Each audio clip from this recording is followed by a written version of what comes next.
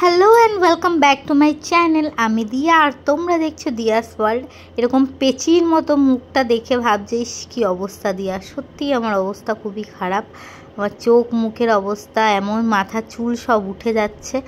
যাই হোক, আজকে আমরা বেরিয়ে পড়েছি। প্রথমে আমি গেছিলাম একটু তালদি, সেটার কোনো ভিডিও করা হয়নি। তারপর ওখান থেকে ফিরে চলে এসেছি গিফট কিনতে। কারণ কিসের গিফট কিনতে তোমরা পুরো ভিডিওটা দেখলে জানতে পারবে। আর এখানে দেখো, মনা যে এরকম বায়না করবে আমি সত্যিই ভাবতে পারিনি। যে মনা এত বড় হয়ে গেছে, আমি সেটা কখনো ভাবতেই পারিনি যে দোকানে নিয়ে গেলে ও এরকম করবে। কি নেবে ওইটা? আচ্ছা দেবে দেবে দেবে, দাঁড়াও দেবে, একটু রেখে দাও।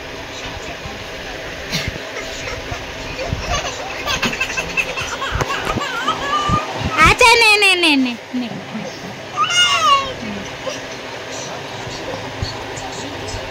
আচ্ছা দেবো দেবো দেবো দেবো নেবে তো, নেবে তো।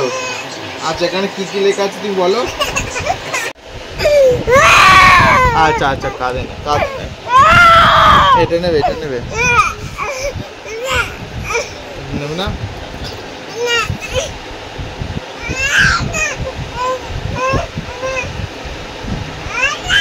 তো তোমরা দেখতেই পাচ্ছ যে ও কী পরিমাণে বায়নাটা করছে। যা দেখছে সেটাই ওর চাই, আর না দিলেই হাঁ হাঁ করে চিল্লাচ্ছে। দোকানের প্রায় সব লোকই ওকেই দেখছিল যে কি হলো বাচ্চাটার।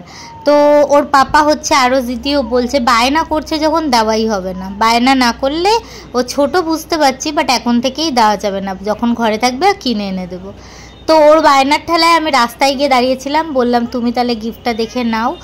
আর ওকে আমি বলছিলাম পচামে, তো মুখটা দেখো হাঁড়ি করে আছে।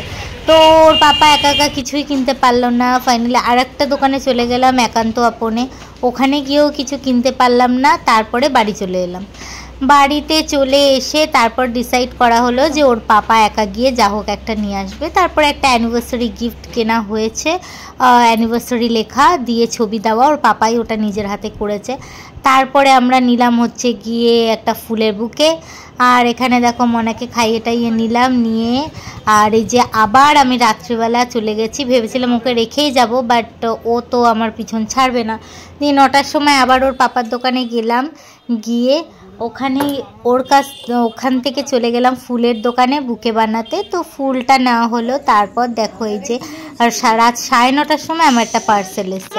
তো এই যে এখানে চলছে ননদিনীর ঝগড়াঝাটি, ননদ ভাই বউয়ের। তা সোনাগুলোই পরে নাইটি জিনিস আছে ওর ভিতরে 101 টলি,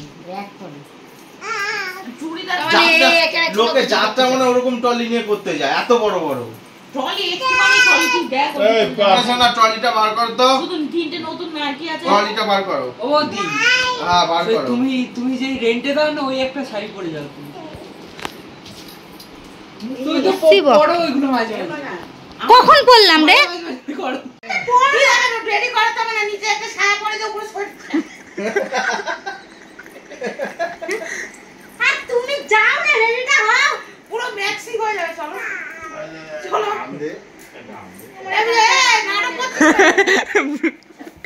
এই দেখুন মন্দিরা, ননদ মায়ের বইয়ের ঝগড়া হচ্ছে। এই দেখুন ভালোভাবে দেখুন, এই দেখুন, এই দেখুন পার্টি খেতে বেরিয়ে যাচ্ছি।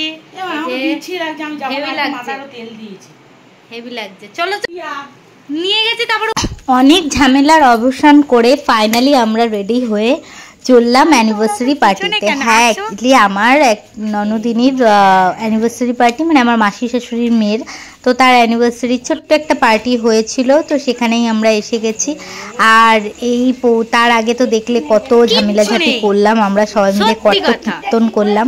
ফাইনালি ঘরে ঢুকে দেখো, তোমাদেরকে দেখাই। দিদি দেখো, বুঝতেই পারছো কার অ্যানিভার্সারি। সুন্দর লাল টুকটুকে একটা শাড়ি পরে আছে দিদি, দিদিকে খুব মিষ্টি লাগছে। আর আমরা দেখো এখানে সবাই মিলে বসে গেছি, দিদিকেও দেখিয়ে দিলাম। আর এইভাবে আমাদের অ্যানিভার্সারি পার্টিতে যাওয়ার আগে মানে খুব ডেটা ওরকমই গেল। আর মনাক তো দেখো ওপারে সেট হয়ে গেছে খেলনা, যে ওর পাপা ওখানে দাঁড়িয়ে আছে। আমরা অনেক গল্প করলাম, হাসি মজা করলাম, এইভাবে দিনটা মোটামুটি কেটে গেল। আর সত্যি ওটা কিন্তু মজার ছলেই, আমাদের আর কি সেরকম সম্পর্ক নয়, আমরা খুব হাসি খুশি ভাবেই থাকি সবাই, আর খুব মজা করেই দিন কাটাই। দিদিও খুব খুব ভালো, ওটা জাস্ট এমনি একটা সিম্পল ভিডিও করা হয়েছে। তো মেনুতে ছিল ফ্রাইড রাইস, চিলি চিকেন, চাটনি, পাঁপড়, খেতে বসে গেছি। তো আজকের ভিডিওটা তোমাদের কেমন লাগলো অবশ্যই জানিও। যারা ফেসবুক থেকে দেখছো তারা লাইক কমেন্ট অবশ্যই করো, যারা ইউটিউবে দেখছো তারা সাবস্ক্রাইব যারা করোনি করে দিও।